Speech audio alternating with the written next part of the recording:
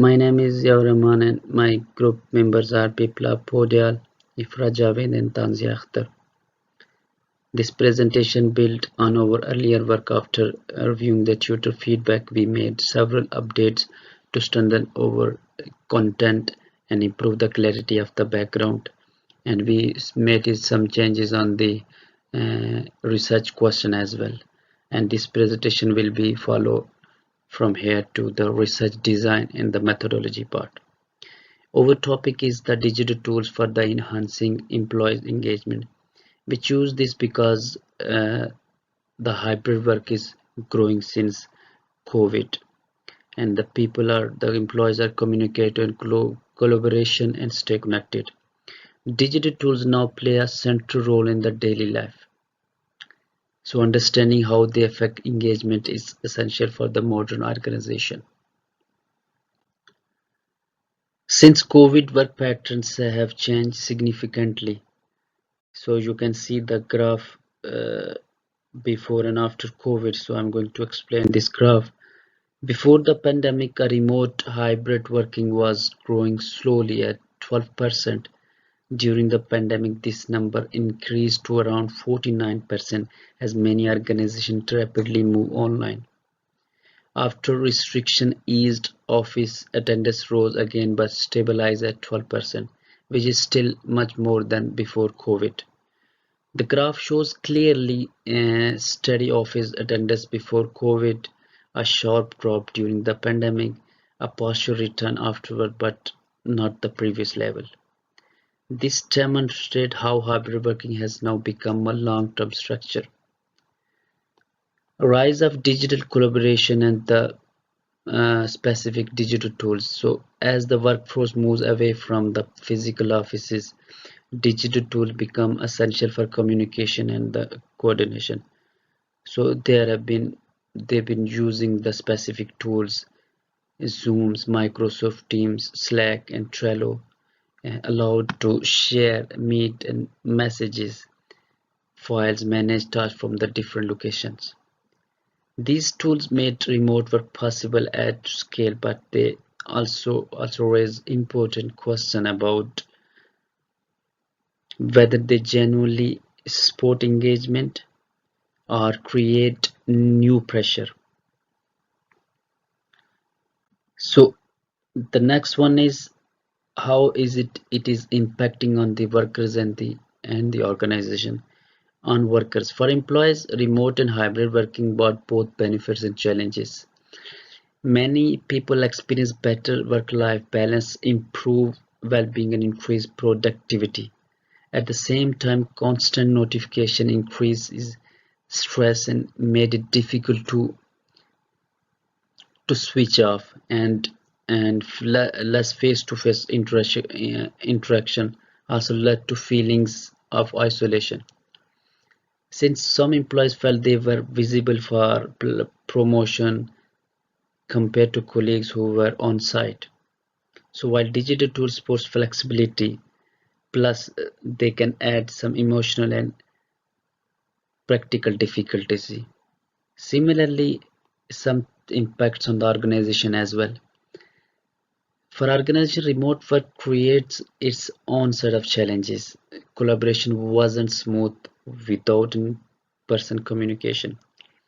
Managers found it harder to monitor performance remotely, and employees sometimes felt disconnected from the wider workplace culture. And plus, this shows that while digital tools enable work, they don't automatically ensure strong engagement or effective teamwork. And this leads into understanding the research design and methodology is important for our studies. So next part is going to represent by the Biplab. Thank you. Thank you, Zia, for that excellent presentation, and good morning to you, everyone. My section will cover our research questions and the foundation literature review.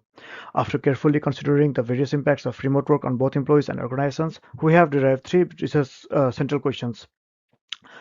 Uh, how do digital tools support employee connection and belonging? Which digital tools features contribute most to the engagement? This identifies which functions. video calls, chat channels, shared files actually enhance engagement, and how do digital overload and techno stress affect engagement and well-being? These questions didn't emerge in a vacuum. They are a direct response to the current landscape of research. Our literature review provide a solid foundation, and I'll walk you through the key papers in a sequence. First, paper one by Klarma-Foss and the colleagues established a crucial framework for us. The research shows that the employee well-being is not a single concept, but it's actually made up of five distinct dimensions: affective, cognitive, social, professional, and psychomatic.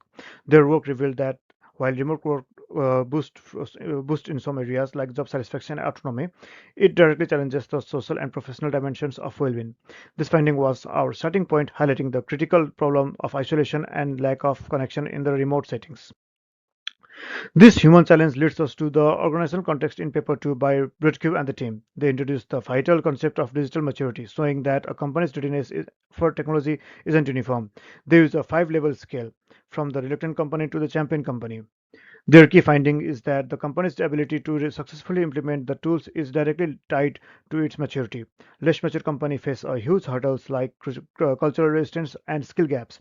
This paper was a reality check, showing that even the best digital tools can fail if the organization isn't culturally or structurally ready to support them.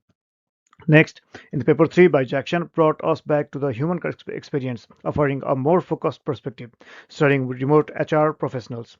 Jackson found that their engagement relies on three pillars: a dedicated workspace, the ability to manage tasks, and the most importantly of our questions, empathetic leadership and a sense of community. This paper provided a crucial link suggesting that the quality of digital interaction and support is what truly drives engagement, not just the tools themselves. And finally, the paper 4 by Nahar zoomed out to give us a broader perspective. Her study on AI's impact confirmed that the effects of technological innovation are never uniform. This reinforced why our research is so necessary, and we cannot assume a one size fits for all outcome from any digital tool. So, to tie it all together, the literature presents an interconnected story.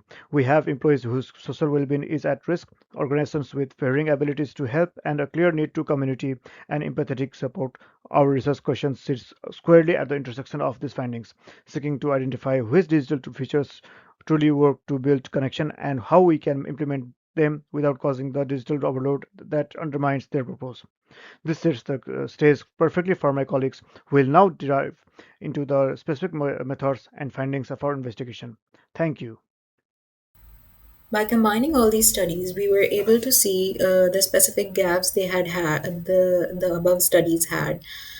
Um, our research, we are going to work on our research and we are going to try to address these problems.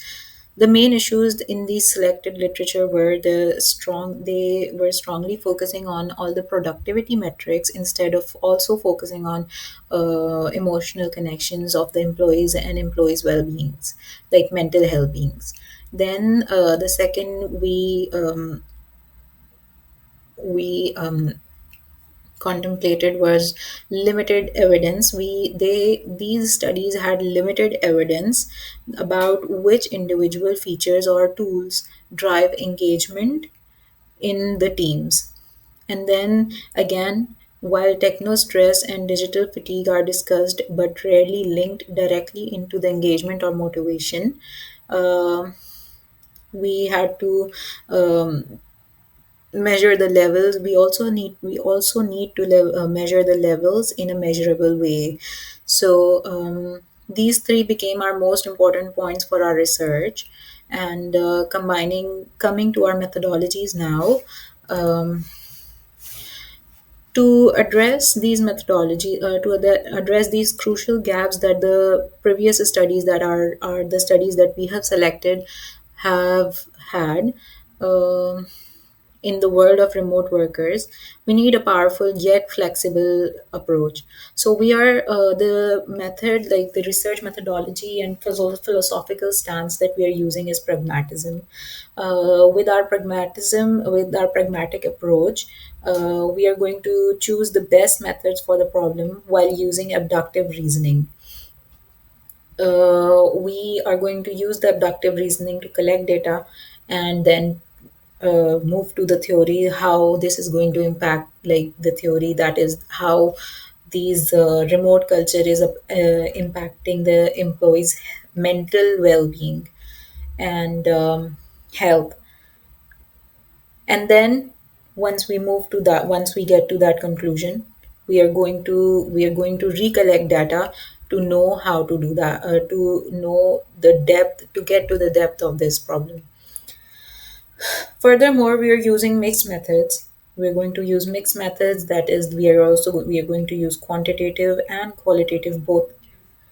So, using quantitative, we are going to use quantitative surveys to get what and how much answers, measuring stress levels and tools usage on in the remote environments. And then we are also going to use qualitative methods. And in the qualitative methods, we are going to use the interviews to explore deeper emotional challenges and to know more about our selected sample audience. So we are also looking for to get the answers to why we got these results in quantitative research. So over to Tanjia now. Hello, sir. I'm Tanjia Akter, and I will be continuing the part of this presentation, which is data collection and sampling, data analysis, and conclusion. The first slide, we can see that data collection and sampling. We have collected data using two main methods. First, an online survey with questions measuring engagement, belonging, digital tool uses, and technostress. And the second way was semi-structured interviews, and where participants explain their experiences, emotions, and personal challenges in more detailed way. We used convenience and snowball sampling to reach remote and hybrid workers, and our target was around 100 to 150 survey responses and 8 to 10 interviews to ensure enough depth. And the survey was used rating scale questions. These helped us to see the patterns in a large group, such as how engaged people feel on an average. And the interviews added the human side behind those numbers. They helped us to understand emotions like frustration, connection, stress, or burnout. And by combining both methods, we get a clearer and more complete picture of how digital tools affect engagement. And my next slide is data analysis. And for the survey results, we used descriptive analysis and to identify simple patterns, for examples, average engagement levels or how often people use digital tools. We also used correlation analysis to see if certain things are linked, such as whether frequent tools usage is connected to higher stress or stronger connection. And for the interviews, we use thematic analysis, and this means we coded the responses and grouped them into themes like notification overload, feeling excluded, or appreciating video calls for social presence. And my next slide is conclusion. In conclusion, we can say that digital tools now play a major role in modern work, and they help us with communication and productivity, but they can also create stress and emotional pressure. Some tools like video calls or team chat channels support connection and a sense of belonging, but constant notification and workload visibility can lower the engagement. And overall, our study helps organization to understand how to manage digital tools better and how to support employees' well-being in a digital work environment. And the next slide is references. These are the references we have collected so far. And this is all about my presentation. Thanks for hearing me out.